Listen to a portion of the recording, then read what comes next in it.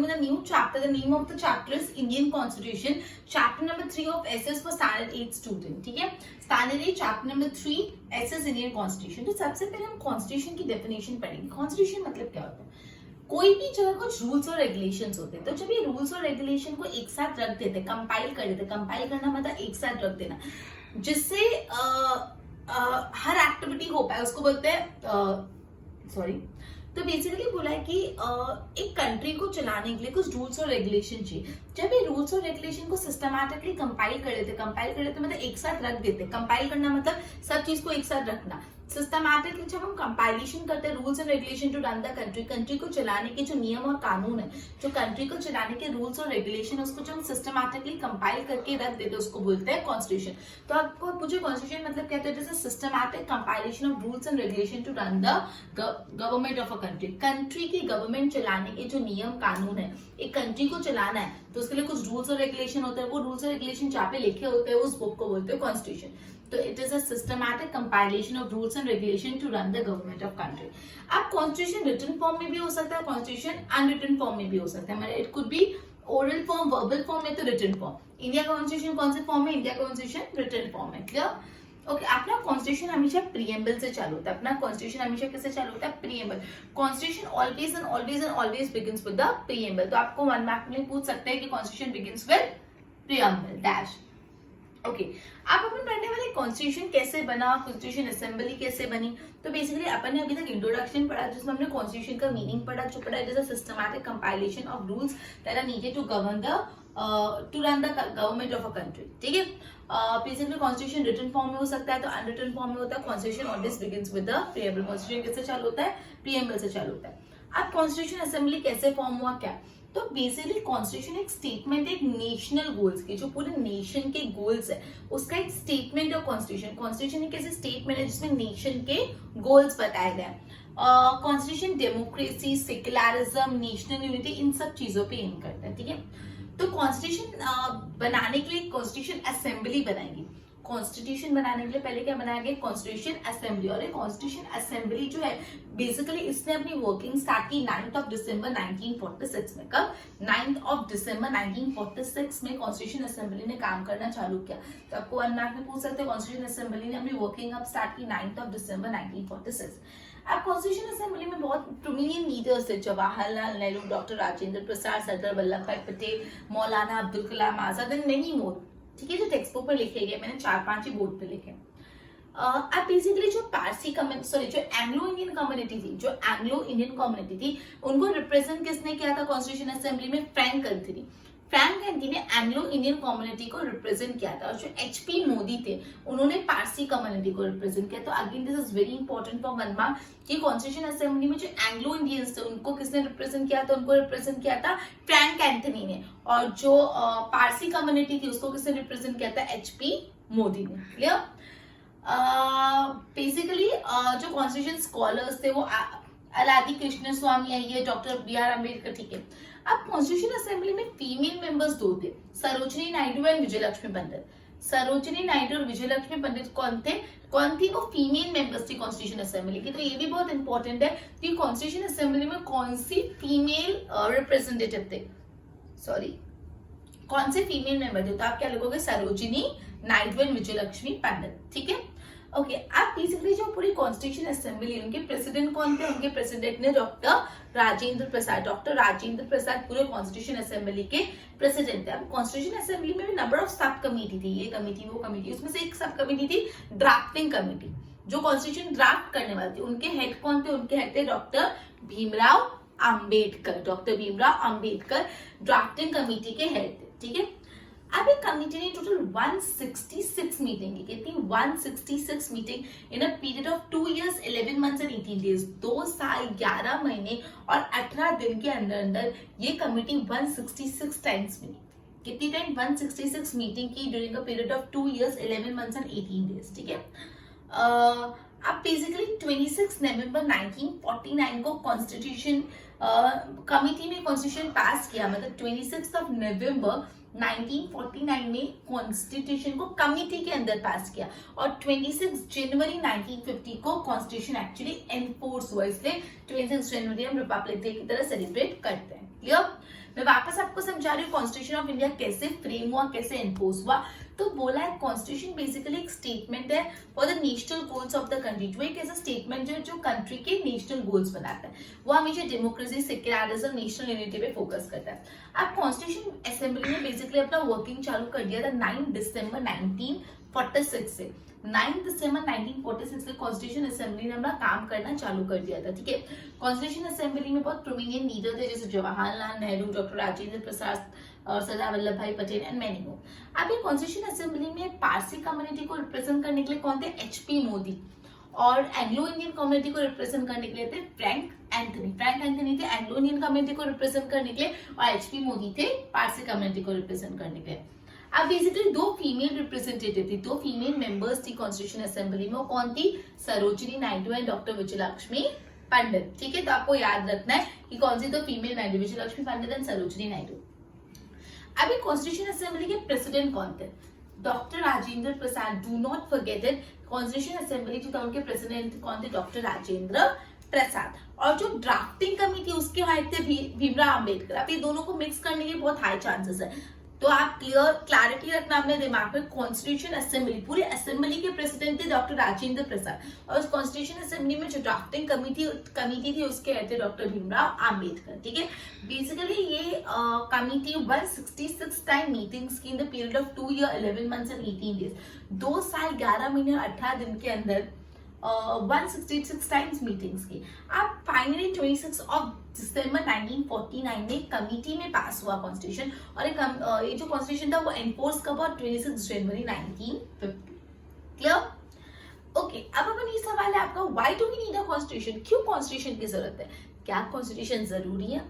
No country can function without constitution. Constitution के बिना कोई भी कंट्री काम नहीं कर सकती, इट कैन नॉट फंक्शन। ठीक है, constitution of India, constitution of a country, वो बहुत सारे ऑब्जेक्टिव सर्व करता है। जैसे it is a document that finally weaves the ethos and ideas of country. एक कंट्री के जो इथोस है, जो आइडियाज है, उन सबको साथ में पिरोता है, वीव करता है कॉन्स्टिट्यूशन। मतलब एक कंट्री के कॉन्स्टिट्यूशन से उस कंट्री के आइडियाज और इथोलॉजीज के बारे में पता चलता है। Constitution tell us what kind of government a country should have. Constitution हमको ये भी बताता है कि कंट्री की गवर्नमेंट कैसी होनी चाहिए। ठीक है, जो basically democratic form of government है। डेमोक्रेटिक फॉर्म मतलब क्या? गवर्नमेंट में डेमोक्रेसी मतलब हम अपने लीडर्स खुद चुन सकते हैं। We can elect our own leaders so they can administer on behalf of them, जो जिससे वो अपने बिहाफ पे एडमिनिस्ट्रेट करे। ठीक है, बेसिकली कॉन्स्टिट्यूशन से जो मिसयूज ऑफ पावर है उस पर भी एक चेक रहता है। कॉन्स्टिट्यूशन होता है तो जो लीडर्स होते हैं वो अपने पावर्स को मिसयूज नहीं करते। ठीक है, बेसिकली जो इंडिया का कॉन्स्टिट्यूशन है उसके जो फीचर्स है वो कहाँ से आया? ब्रिटेन की कॉन्स्टिट्यूशन से, आयरलैंड की कॉन्स्टिट्यूशन से, फ्रांस से, यूएसए से, इन सब जगह से, इन सब कंट्री के कॉन्स्टिट्यूशन से आए। ठीक है, तो जो इंडिया का कॉन्स्टिट्यूशन है उसके फीचर्स आए ब्रिटेन से, आयरलैंड से, फ्रांस से, यूएसए से। ठीक है, अब इंडिया का जो कॉन्स्टिट्यूशन है सबसे लॉन्गेस्ट रिटन कॉन्स्टिट्यूशन है। कैसा? सबसे बड़ा, सबसे लॉन्गेस्ट रिटन कॉन्स्टिट्यूशन है इंडिया का कॉन्स्टिट्यूशन। मतलब जितने भी कंट्री के कॉन्स्टिट्यूशन है उसमें सबसे लंबा कॉन्स्टिट्यूशन कौन सी कंट्री का? इंडिया का। क्लियर? तो अपन ने ये पढ़ा क्या हमको कॉन्स्टिट्यूशन की नीड है, why do we need a constitution. तो कोई भी कंट्री कॉन्स्टिट्यूशन के बिना फंक्शन नहीं कर सकती। कॉन्स्टिट्यूशन उस कंट्री के इथोस और आइडिया को फाइनली वीव करता है, और कॉन्स्टिट्यूशन हमको बताता है what kind of government a country have. एक कंट्री में कैसी गवर्नमेंट होनी चाहिए वो कौन बताता है? वो अपन को कॉन्स्टिट्यूशन बताता है। ठीक है, basically democratic form of government मतलब क्या होता है? हम अपने लीडर्स खुद चुन सकते हैं on behalf of other and on behalf of us वो फंक्शन करते हैं। बेसिकली इंडिया का जो कॉन्स्टिट्यूशन बनाया गया उसमें Britain, France, then Ireland and USA, उन सब के थोड़े थोड़े फीचर्स अपने इंडियन कॉन्स्टिट्यूशन में अमालगमेट किए। इंडिया का जो कॉन्स्टिट्यूशन है सबसे लॉन्गेस्ट रिटन कॉन्स्टिट्यूशन, सबसे बड़ा कॉन्स्टिट्यूशन। अपन ने कॉन्स्टिट्यूशन की डेफिनेशन पढ़ी, फिर अपन ने ये पढ़ा कॉन्स्टिट्यूशन असेंबली, कॉन्स्टिट्यूशन एनफोर्स कैसे हुआ। बहुत लंबा सा पॉइंट जो बहुत इंपॉर्टेंट था, जो एज एन आंसर भी बहुत इंपॉर्टेंट है, 1 मार्क के लिए भी बहुत इंपॉर्टेंट है। एंड फिर अपन ने पढ़ा why do we need a constitution. Clear? Board पे ध्यान दो। Today, a systematic compilation of set of rules to run the government of a country is known as constitution. ठीक है, this is important. Now constitution is a written और the unwritten form. India का constitution कौन से form है? Written form है। Constitution always starts with the preamble. 1 mark में पूछ सकते हैं Constitution always starts with a dash preamble. Now how Constitution of India was framed? तो Constitution is a statement of national goal. It aims at democracy, secularism, national unity. Constitution assembly बनी और constitution assembly ने अपना काम करना चालू कर दिया 9 दिसंबर 1946 में। यहाँ पे leaders like Jawaharlal Nehru, doctor Rajendra Prasad, Sardar Vallabh Bhai Patel, ये सब थे। बेसिकली फ्रैंक एंथनी रिप्रेजेंट कर रहे थे एंग्लो इंडियन कम्युनिटी को और एचपी मोदी रिप्रेजेंट कर रहे थे पारसी कम्युनिटी को। Constitution scholars like Alladi Krishnaswami Iyer, doctor Bhimrao Ambedkar, ये भी थे। फीमेल मेंबर्स कौन थे? सरोजिनी नायडू एंड विजयलक्ष्मी पंडित। तो दिस इज इंपॉर्टेंट, कौन सा फीमेल मेंबर्स है कॉन्स्टिट्यूशन असेंबली में? Sarojini Naidu and Vijayalakshmi Pandit. Doctor Rajendra Prasad was the president of the constitution assembly. तो this one is very very very important. पूरे कॉन्स्टिट्यूशन असेंबली के प्रेसिडेंट कौन थे? डॉक्टर राजेंद्र प्रसाद। इसके अंदर बहुत सारी सब कमिटी थी। जो ड्राफ्टिंग कमिटी थी उनके हेड थे doctor B R Ambedkar, Bhimrao Ambedkar. Total 166 meeting in the period of 2 years 11 months and 18 days। 2 साल 11 महीने और 18 डेज के अंदर 166 मीटिंग हुई। एंड 26 नवंबर 1949 को कमिटी ने कॉन्स्टिट्यूशन पास किया और ये कॉन्स्टिट्यूशन एनफोर्स हुआ 26 जनवरी 1950 को। क्लियर? नेक्स्ट है why do we need a constitution? हमको कॉन्स्टिट्यूशन चाहिए क्यों? No country can function without constitution. कोई भी कंट्री उसके कॉन्स्टिट्यूशन के बिना फंक्शन नहीं कर सकती। It serves many objective. It is a document that finally weaves the ethos and ideas of country. Then it also tells us about what kind of government a country should have. ये अपन को ये बताते हैं एक country में किस type की government होनी चाहिए। डेमोक्रेटिक फंक्शन ऑफ गवर्नमेंट भी, डेमोक्रेटिक फंक्शन ऑफ गवर्नमेंट के कारण we can elect our leaders. हम अपने लीडर्स इलेक्ट कर सकते हैं so they can work on behalf of them, जिसके कारण वो अपने बिहाफ पे काम कर सकते हैं। मिसयूज ऑफ पावर भी चेक होता है। ठीक है, तो इंडिया के जो कॉन्स्टिट्यूशन है उसके फीचर्स लिए गए ब्रिटेन, आयरलैंड, फ्रांस और यूएसए से। इंडिया का जो कॉन्स्टिट्यूशन है सबसे लॉन्गेस्ट रिटन कॉन्स्टिट्यूशन है पूरे वर्ल्ड का। ओके, तो एक बार इसके नोट्स बनाओ फिर आगे करते हैं।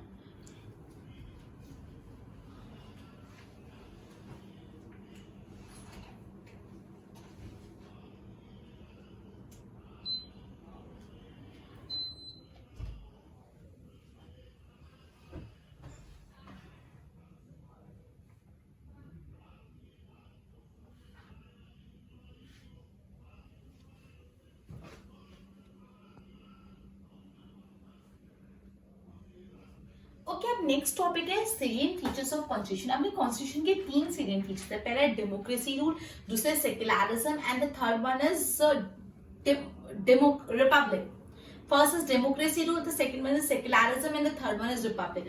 तो बेसिकली अपने जो कॉन्स्टिट्यूशन है उसके 3 सेलिएंट फीचर्स है। सबसे पहला क्या है? डेमोक्रेसी। तो डेमोक्रेसी पढ़ते हैं तो India democratic system of government follow करती है। आपको डेमोक्रेसी मतलब पता है? Of the people, by the people, for the people. मतलब बेसिकली इलेक्शंस में हम अपने रिप्रेजेंटेटिव खुद चुन सकते हैं जो हमारे बिहाफ पे कंट्री को चलाएंगे। ठीक है, तो बेसिकली जो इलेक्शंस होते हैं, जनरल इलेक्शन 5 साल में एक बार होते हैं और हर सिटीजन ऑफ इंडिया जो 18 साल है, 18 साल से अबव है, वो वोट कर सकता है उस इलेक्शन में, इररिस्पेक्टिव उसका रिलीजन क्या है, उसका कास्ट क्या है, उसका जेंडर क्या है। ये जो भी रिप्रेजेंटेटिव इलेक्ट हुए इलेक्शंस में वो 5 साल तक अपनी कंट्री को चलाएंगे। ठीक है, okay, every citizen enjoy the right to follow the religion of his और her choice as well as freedom of speech and expression. हर रिलीजन, हर सिटीजन को राइट है कि वो अपने मन का रिलीजन फॉलो कर सकता है और उसके पास freedom of expression and speech भी है। ठीक है, तो बेसिकली डेमोक्रेटिक रूल में अपन ने ये पढ़ा कि India democratic system of government follow करती है। इंडिया में मतलब हम एज अ कॉमन पीपल अपने रिप्रेजेंटेटिव्स खुद चुनते हैं वोट करके इलेक्शंस में और वो हमारे बिहाफ पे कंट्री को चलाते हैं। तो बेसिकली जो इलेक्शंस होते हैं वो जनरल इलेक्शंस 5 साल में एक बार होते हैं। 5 साल में एक बार इलेक्शंस होते हैं और हर सिटीजन ऑफ इंडिया जो 18 ईयर्स है, 18 ईयर्स से अब है, वो इस इलेक्शन में वोट कर सकता है इररिस्पेक्टिव वो कौन से कास्ट का है, कौन से रिलीजन का है, उसका जेंडर क्या है, उसका कलर टोन क्या है, वो रिच है कि पुअर है, डजंट मैटर। कोई भी 18 साल है उससे अबाउ सिटीजन वोट कर सकता है। जो भी आपने रिप्रेजेंटेटिव्स को इलेक्ट किया वो 5 साल तक के लिए रूल करते हैं। कितने साल तक? 5 इयर्स तक वो जो रिप्रेजेंटेटिव्स होते हैं वो रूल करते हैं, राइट। ओके, फिर हर सिटीजन को राइट है कि वो अपने मन का रिलीजन फॉलो कर सकता है। उसके बाद सेक्युलरिज्म। सेक्युलरिज्म मतलब ये होता है कि एज अ कंट्री आप कोई रिलीजन को प्रमोट नहीं कर रहे। आप ये नहीं बोल सकते कि कंट्री सिर्फ हिंदूज की है, सिर्फ मुस्लिम्स की है, सिर्फ जैन्स की है या सिर्फ क्रिश्चियंस की है। एज अ कंट्री आप कोई पर्टिकुलर रिलीजन को प्रमोट नहीं कर सकते। आप अपने गवर्नेंस सिस्टम में कोई रिलीजन का हिसाब से काम नहीं होगा। ठीक है, तो सेक्युलर नेशन वो होता है where government does not conform the norms of particular religion and system of governance। मतलब गवर्नेंस के सिस्टम में गवर्नमेंट कोई भी पर्टिकुलर रिलीजन के नॉर्म्स, रिलीजन के रूल्स और रेगुलेशन को फॉलो नहीं करती। मतलब ये ऐसा सिस्टम ऑफ गवर्नमेंट, मतलब ये सेक्युलर स्टेट वो होता है, सेक्युलर नेशन वो होता है जब government does not confirm the norm of particular religion in the system of government. Government, just a minute, sorry, तो बेसिकली गवर्नमेंट है ना कोई भी नॉर्म्स नहीं बताती कि मतलब कोई भी रिलीजन को प्रमोट नहीं करती, इनसे अपने सिस्टम ऑफ गवर्नमेंट में कोई भी रिलीजन को प्रमोट नहीं करती, ठीक है। सिटीजन्स को आप डिस्क्रिमिनेट नहीं कर सकते on the base of religion, ऐसा नहीं बोल सकते कि ये धर्म का है तो इसको इंपॉर्टेंस देंगे, दूसरे धर्म का है तो नहीं देंगे। इन शॉर्ट आप कोई भी सिटीजन को डिस्क्रिमिनेट नहीं कर सकते on the basis of religion, religion के बेसिस पे भेदभाव नहीं कर सकते। हर सिटीजन के पास राइट है कि वो अपना रिलीजन ऑफ चॉइस जो पसंद है वो रिलीजन फॉलो कर सकता है। तो सेक्युलरिज्म सिंपल ऐसा होता है, सेक्युलर स्टेट वो स्टेट होता है जो अपने गवर्नेंस सिस्टम में कोई रिलीजन को ध्यान रखे गवर्नेंस नहीं करता, मतलब कोई रिलीजन को प्रमोट नहीं करता, राइट। तो बेसिकली कोई भी सिटीजन ऑफ इंडिया डिस्क्रिमिनेट नहीं हो सकता on the basis of religion they follow, religion के बेसिस पे किसी के साथ भेदभाव नहीं कर सकते, और हर सिटीजन को हक है कि अपने चॉइस का रिलीजन फॉलो कर सकता है और उसको प्रोपोगेट कर सकता है ना। रिपब्लिक हैव ऑब्टेन, रिपब्लिक मतलब जो गवर्नमेंट है उसको डायरेक्टली या इनडायरेक्टली पावर्स किससे मिलते हैं, डायरेक्टली और इनडायरेक्टली पावर्स तो पीपल से मिले, लोग उनको इलेक्ट करे और पावर्स से दे। तो इंडिया में डेमोक्रेटिक रिपब्लिक सिस्टम है, डेमोक्रेटिक रिपब्लिक सिस्टम मतलब इसका मतलब ये जो पावर्स है मतलब कंट्री रन करने के लिए वो कुछ पर्टिकुलर प्रिविलेज लोगों के हाथ पे नहीं है, बल्कि वो सारे सिटीजन में फैले हुए रिस्पेक्टिव ऑफ कास्ट और रिलीजन। तो रिपब्लिक यही बोलता है कि डायरेक्टली या इनडायरेक्टली गवर्नमेंट को अपने पावर्स पीपल से मिलते हैं। रिपब्लिक ये बोलता है कि डायरेक्टली या तो इनडायरेक्टली जो गवर्नमेंट है उसको पावर्स कहाँ से मिलते हैं, पीपल से मिलते हैं, लोग ही उनको इलेक्ट करते हैं और उनको पावर्स देते हैं। अगर लोग चाहे तो उनको हटा भी सकते हैं, लोग चाहे तो उनको बना भी सकते हैं। तो बेसिकली इंडिया में डेमोक्रेटिक रिपब्लिक सिस्टम फॉलो होता है, मतलब जो भी पावर्स होते थे not limited in the hands of few, कुछ लोगों के हाथ में पावर्स थे बल्कि वो सब पूरे इंडिया के सिटीजन्स के हाथ में, ठीक है। तो बेसिकली 3 सेलियंट फीचर्स पर ये आंसर बहुत इंपॉर्टेंट है। सबसे सेलियंट फीचर कौन सा होता है, इंपॉर्टेंट, डेमोक्रेसी। तो इंडिया में डेमोक्रेटिक सिस्टम फॉलो होता है। 5 साल में एक बार इलेक्शन होते हैं, हर सिटीजन जो 18 साल से ऊपर है वो इलेक्शन में वोट कर सकता है रिस्पेक्टिव उसका कास्ट, रिलीजन, एनीथिंग, और ये जिस भी रिप्रेजेंटेटिव को आपने वोट किया 5 साल तक आपकी कंट्री में रूल करेगा, क्लियर। फिर सेक्युलरिज्म मतलब एज अ स्टेट आप कोई पर्टिकुलर रिलीजन को प्रमोट नहीं कर सकते, रिलीजन के बेसिस पर डिस्क्रिमिनेशन नहीं कर सकते, और हर सिटीजन को राइट है कि वो religion of his choice choose कर सकता है। सोशलिज्म बोला कि जो भी गवर्नमेंट उसको डायरेक्टली और इनडायरेक्टली पावर्स कहाँ से मिलते हैं, पावर्स मिलते हैं पीपल से। इंडिया में सेक्युलर रिपब्लिक सिस्टम है, डेमोक्रेटिक रिपब्लिक सिस्टम है, मतलब powers are not limited in the hands of few but वो they are accessible to all the citizen, सारे सिटीजन को पावर है रिस्पेक्टिव उनका रिलीजन एंड एनीथिंग। अब ना आपको टेबुलर फॉर्मेट में पूरा सेंट्रल गवर्नमेंट का सिस्टम बना है। सेंट्रल गवर्नमेंट सबसे हेड है प्रेसिडेंट, सेंट्रल गवर्नमेंट का हेड कौन है, प्रेसिडेंट। फिर उसके बाद 3 पार्ट में बांटा गया, लेजिस्लेटिव, एग्जीक्यूटिव और जुडिशियरी। ये legislative, executive, judiciary basically organs of government है। अपन ऑलरेडी पढ़े, लेजिस्लेटिव लॉ बनाता है, एग्जीक्यूटिव लॉ को एनफोर्स कराता है, और जुडिशियरी जो लॉ फॉलो नहीं करता उसको पनिशमेंट देता है। एग्जीक्यूटिव्स क्या करते हैं, लेजिस्लेटर्स क्या करते हैं, लॉ बनाते हैं। एग्जीक्यूटिव वो लॉ को इंप्लीमेंट कराते हैं, जुडिशरी क्या करता है, पनिशमेंट देते हैं जो फॉलो नहीं करते। तो बेसिकली सेंट्रल गवर्नमेंट में सबसे हेड है प्रेसिडेंट। फिर जो लेजिस्लेटिव है, लेजिस्लेटिव में पार्लियामेंट आ जाता है, पार्लियामेंट में क्या आ जाता है, लोकसभा और राज्यसभा। जो एग्जीक्यूटिव मतलब काम जो इंप्लीमेंट करेंगे वो कौन है, प्राइम मिनिस्टर्स, और उसके नीचे उसके जो दूसरे काउंसिल ऑफ मिनिस्टर है, रोड मिनिस्टर, रेल मिनिस्टर। और जुडिशरी जो पनिशमेंट देता है वो कौन, सुप्रीम कोर्ट। एकदम सिंपल है। सेंट्रल गवर्नमेंट का एरो करके सबसे हेड है प्रेसिडेंट। प्रेसिडेंट में 3 part, legislative, executive, judiciary. Legislative जो लॉ बनाता है, एग्जीक्यूटिव जो लॉ इंप्लीमेंट करता है, जुडिशरी पनिशमेंट देता है। लेजिस्लेटिव में आ जाता है पार्लियामेंट, पार्लियामेंट ही लॉ बनाता है। पार्लियामेंट में मतलब कौन, लोकसभा एंड राज्यसभा। और एग्जीक्यूटिव मतलब जो लॉ फॉलो करते हैं वो कौन फॉलो करता है, प्राइम मिनिस्टर, और प्राइम मिनिस्टर के नीचे उसके काउंसिल ऑफ मिनिस्टर। और जुडिशरी में कौन आ जाता है, पनिशमेंट देता है। पनिशमेंट कौन देता है, सेंट्रल लेवल पे सुप्रीम कोर्ट। तो बेसिकली अपने फीचर्स ऑफ कॉन्स्टिट्यूशन पढ़ा, सेंट्रल गवर्नमेंट का स्ट्रक्चर, बोर्ड पे ध्यान दो। Salient features of constitution. First, democracy rule. India has adopted democracy system of government. General elections are held every 5 years. Any citizen 18 years or above वो vote cast कर सकता है. Any voter can contest election. Now, elected representative work 5 years तक रहता है, and every citizen enjoy the right to follow the religion of his or her choice.